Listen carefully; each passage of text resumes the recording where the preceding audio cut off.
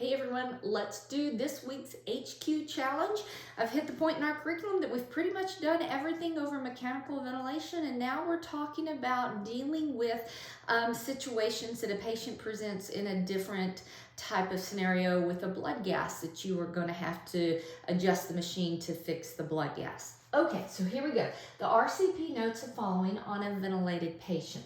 All right, so this patient is in volume controlled SIMV. What that means is we set the tidal volume. That volume's not going to vary. SIMV means the patient can breathe spontaneously in between the set respiratory rate. All right, that set respiratory rate is 12. The machine is giving 12 breaths a minute.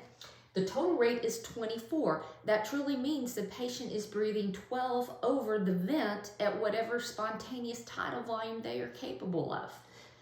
Set tidal volume, however, is 450. We have to assume that is set correctly since we're not given a height. FiO2 is 40, PEEP of 5, pressure support of 10. When we come over and look at the ABG, our pH is 7.51, CO2 29, PO2 53, and the bicarb is normal. Okay, so when I look at an ABG, I ask myself, what is wrong? Well, this patient is hyperventilating, they're overventilating, and they are hypoxemic. Which do you fix first? And here's the tricky part. You have been taught probably in school to fix ventilation before oxygenation. And I don't disagree with that. I think it's right the majority of the time. But this is the one exception, all right?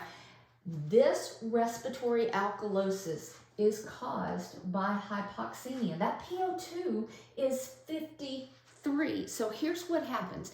The patient gets hypoxemic, they increase their respiratory rate. That's why it's 24.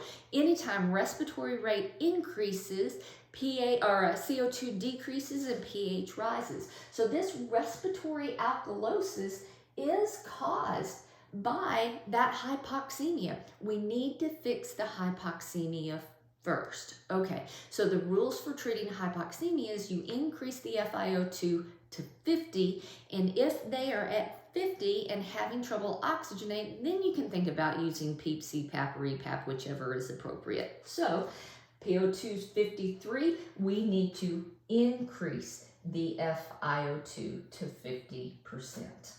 Okay, that's the correct answer. Decreasing the set rate, the patient's still going to breathe fast because they're hypoxemic.